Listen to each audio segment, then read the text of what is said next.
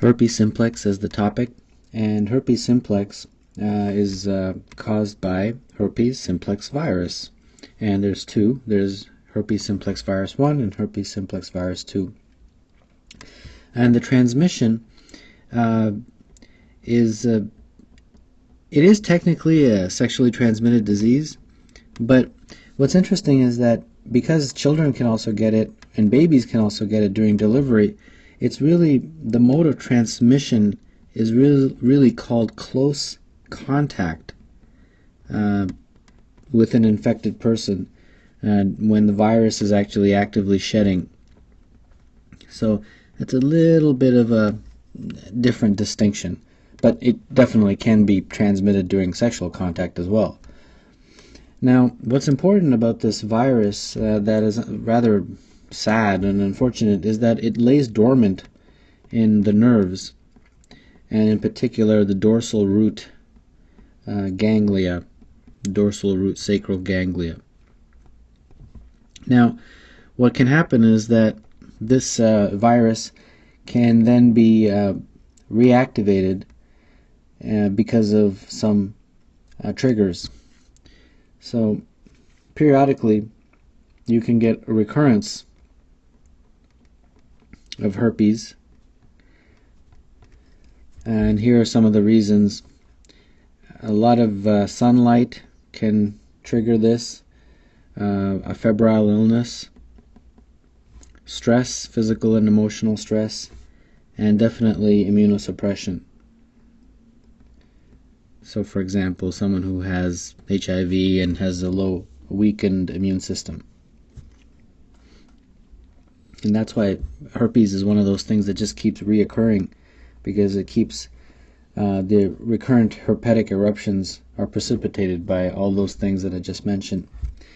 So there's three types of herpes infections that I wanted to touch on to give you an illustration of what this is like in terms of signs and symptoms presentation. So the first one is pretty much a lesion, mucocutaneous lesion, and these lesions are commonly occurring on the mouth or the lips or the conjunctiva or the cornea. And what can happen is you have these characteristic vesicles that are in clusters. They kind of look like that, different sizes, like that. And then the base, they're sitting on this erythematous red base. So they describe that as an erythematous base. And I encourage you to look up pictures of the herpes mucocutaneous lesions to get an idea of what this looks like. The second type of herpes presentation is something that happens known as herpes labialis.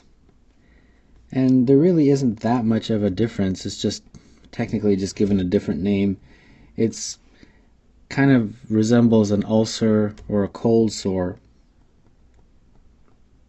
and normally appears on the lip, the area of the lip that a woman would apply lipstick on, known as the vermilion border.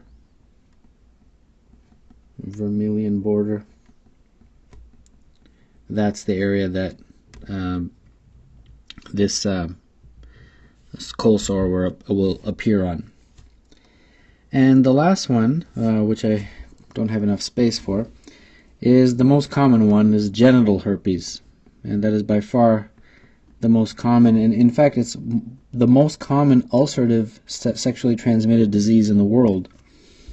And basically what you have is on either the penis in a man or the labia in a female, you have the very similar type of vesicles, which is the cluster of small vesicles on a erythematous base. So very similar to the previous description, but this time it's appearing in the genital area. So very important. So how do you diagnose it? The diagnosis really is sort of just characteristic lesions can kind of tell you that, look, this is herpes, but there is definitely some tests. There's a PCR testing, which is by far the most sensitive. It has 95% sensitivity. And this is definitely the best one. It's a definitive diagnosis. Polymerase chain reaction, just in case you're not sure what that is. There's another test that's done that is not as sensitive, but it's very commonly tested or mentioned on licensing exam. It's called a Zank prep, and basically that's also used in the diagnosis of herpes simplex. But this is the one that's the best one. So you take some fluid or material from the base of the vesicle, and then you test it. So treatment. Well, the good news is that for all types of treatment, for all types of herpes, the treatment is essentially the same drugs. Acyclovir is by far the most common, and then valcyclovir is also used. Valcyclovir is more expensive. I'll draw $2 signs here and $1 sign. Actually, let's draw 3. It's quite expensive, but so this is more commonly used. These are antiviral drugs, and they all tend to end in vir, just in case you're wondering. And the viral drugs are great because they reduce the viral shedding. Because remember, when the virus is shedding, that's what's actually causing the virus to spread from person to person when there's close contact. So they reduce the viral shedding. They also reduce the symptoms, which can, in severe herpes, these vesicles can be very painful. And then they also reduce the symptoms, and they also shorten the viral excretion time. So that's some of the reasons why you would use these medications. So now let's take a look at some vignettes and see what this looks like. A 17-year-old white female at 20 weeks gestation presents with a 2-day history of painful vesicular lesions on her labia. This is the first time she has ever had this problem. Her last sexual contact was 10 days ago. She has also had low-grade fever, malaise, headaches, mild diffuse abdominal pain. On exam, she has vesicles and an erythematous papules on the labia bilaterally. A few firm, tender inguinal nodes are also noted. Which of the following tests is the most sensitive for confirming the diagnosis? Well, she most likely has herpes simplex. And because she's pregnant, this is actually a particular concern because this can be transferred during birth, actually even before birth, transplacentally to the fetus, or during birth, when the baby passes through the birth canal, because if you notice, the vesicles are on her labia. So if it's transferred to the fetus can have very high risk of problems such as neurologic disease. So it's very important that you treat this. The most sensitive of the tests is PCR. It has 95% sensitivity. Zank test is also used, but it's very low in terms of sensitivity, low sensitivity. So the correct answer for this question is D. Next question. A 32-year-old woman comes to the physician because of recurrent painful outbreaks on her labia and vagina. Her first outbreak was 6 years ago. At that time, she developed what she thought was a bad flu with malaise and fever, along with a painful rash on her labia. This initial outbreak resolved, but since then she has had approximately 8 to 10 outbreaks a year. Each outbreak is preceded by burning in her perineal area. A few days later she develops vesicles, then shallow painful ulcers that resolve in about 10 days. Which of the following is the most appropriate pharmacotherapy? Well, it's rather unfortunate, and this clinical vignette illustrates the recurrent nature of herpes simplex. And unfortunately there's no cure, but you can use an antiviral drug known as acyclovir and valcyclovir to shorten the duration of symptoms, and that would be choice A. And finally, big long one. 28-year-old woman comes to the office because of a 3-day history of abdominal pain, fever, headache, and muscle aches. She recently returned from a vacation to Europe where she met a man that she is going to marry. She is feeling so lousy, though, that she is having trouble planning her move. She has been a patient of yours for years and usually very healthy.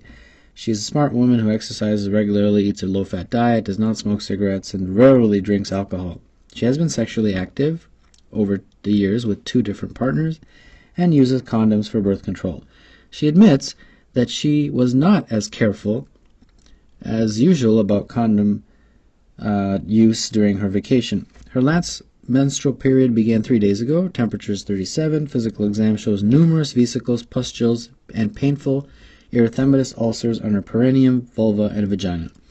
A Zank smear of scrapings from the lesion shows multinucleated giant cells.